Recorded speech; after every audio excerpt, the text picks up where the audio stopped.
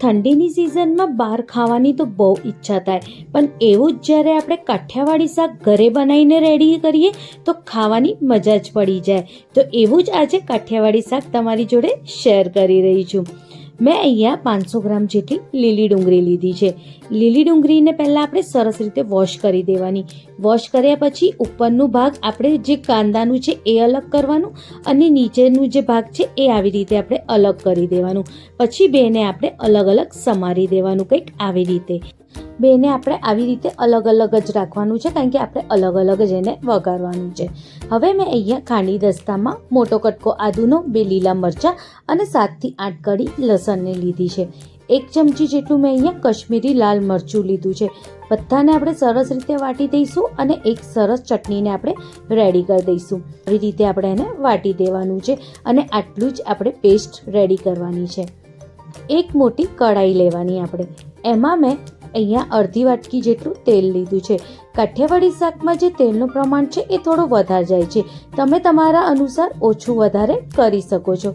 હવે મેં અહીંયા 1/4 નાની ચમચી જેટલી હિંગ લીધી છે. હવે જે સફેદ ભાગ છે ડુંગળીનો, લીલી ડુંગળીનો, એ મેં અહીંયા લઈ લીધું છે. એકવાર સરસ રીતે એને મિક્સ કરી દેવાનું, કંઈક આવી રીતે, અને એને 2 થી 3 મિનિટ માટે લીડ લગાવીને એને થવા દેવાનું, જેથી જે ડુંગળી છે એ ફટાફટ થઈ પણ જશે અને એનું કલર પણ ચેન્જ થઈ જશે. આવી રીતે જ્યારે ડુંગળીનું કલર ચેન્જ થાય પછી આપણે એને સરસ રીતે એકવાર મિક્સ કરવાનું. થોડીક વારે આપણે એને મિક્સ કરતા રહેવાનું, જેથી નીચે ચોંટે નહીં. હવે જે લસણની ચટણી આપણે રેડી કરી હતી એને આની અંદર નાખવાની. જ્યારે આપણે લસણની ચટણી નાખીએ ત્યારે ગેસની ફ્લેમ આપણે એકદમ ધીમી કરી દેવાની, જેથી જે ચટણી છે એની અંદર આપણે મરચું નાખ્યું છે એ નીચે ચોંટે નહીં, કારણ કે મસાલા જે છે ઓલરેડી નીચે ચોંટી જતા હોય, એટલે આપણે ગેસની ફ્લેમ એકદમ ધીમી કરી દેવાની. જ્યારે એ શેકાઈ જાય પછી આપણે એક નાનું ટામેટું લેવાનું, એને કદુકસ કરીને એમાં નાખવાનું. જો તમે ટામેટું ના નાખવા માંગતા હો તો એની જગ્યાએ તમે 2 થી 3 ચમચી જેટલું દહીં પણ નાખી શકો છો, પણ ટામેટા નાખવાથી એનું ખટાશ બહુ જ સરસ આવે છે. ટામેટા નાખ્યા પછી 2 થી 3 મિનિટ પછી બધા મસાલા કરી દઈશું.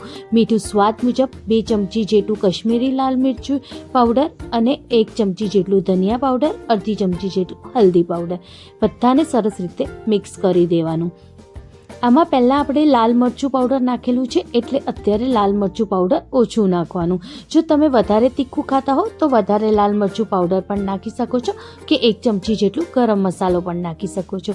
આ ટાઈમે આપણે ગેસની ફ્લેમ એકદમ ધીમી રાખવાની. આવી રીતે જ્યારે મસાલા શેકાઈ જાય ત્યારે ગેસની ફ્લેમ એકદમ ધીમી જ રાખવાની, સહેજ બી વધારવાની નહીં. હવે જે લીલી ડુંગળીનો ભાગ છે એ આમાં નાખવાનો. પહેલાં આપણે સફેદ ભાગ નાખ્યો તો, હવે લીલી ડુંગળીનો ભાગ નાખીશું. એમાં અત્યારે આપણે સહેજ બી પાણીનો ભાગ નથી નાખવાનો, કારણ કે લીલી ડુંગળીમાંથી પાણીનો ભાગ છૂટશે જ, એટલે હવે એને એકવાર સરસ રીતે મિક્સ કરી દેવાની. જ્યારે મિક્સ કરીએ છીએ તમે જોઈ શકો છો ત્યારે જ એનું પાણી જે છે એ છૂટવા માંડે છે, એટલે જે ડુંગળી છે એ સરસ રીતે આની જોડે મિક્સ થઈ જશે. આવી રીતે મિક્સ કરીને લીડ લગાવીને એને 2 થી 3 મિનિટ માટે થવા દેવાનું. અને જ્યારે આપણે લીડ લગાવીશું ત્યારે ઓટોમેટિકલી એમાંથી વધારે પાણી છૂટશે અને એ જ પાણીમાં અને વરાળમાં જે લીલી ડુંગળી છે એ સરસ રીતે થઈ જશે. કંઈક આવી રીતે, જો કંઈક તમે જોઈ શકો છો કઈ રીતે આ લીલી ડુંગળી વગર પાણીએ એકદમ સરસ રીતે થઈ ગઈ છે. આવી રીતે જ્યારે તેલ છૂટે એટલે સમજી લેવાનું આપણું શાક રેડી. હવે આમાં આપણે અડધો ગ્લાસ જેટલું પાણી નાખવાનું.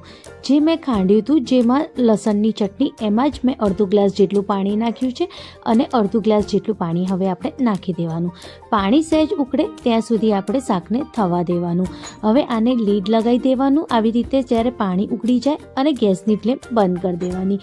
થોડીક વાર માટે શાકને સિજવા દેવાનું. શાક થોડીક વાર માટે સીજી જાય પછી લીડ ખસેડી દેવાની. અને મેં આમાં અડધી વાટકી જેટલી ઝીણી સેવ લીધી છે. તમે ઝીણી સેવની જગ્યાએ ઝીણા ગાંઠિયાનો ઉપયોગ પણ કરી શકો છો.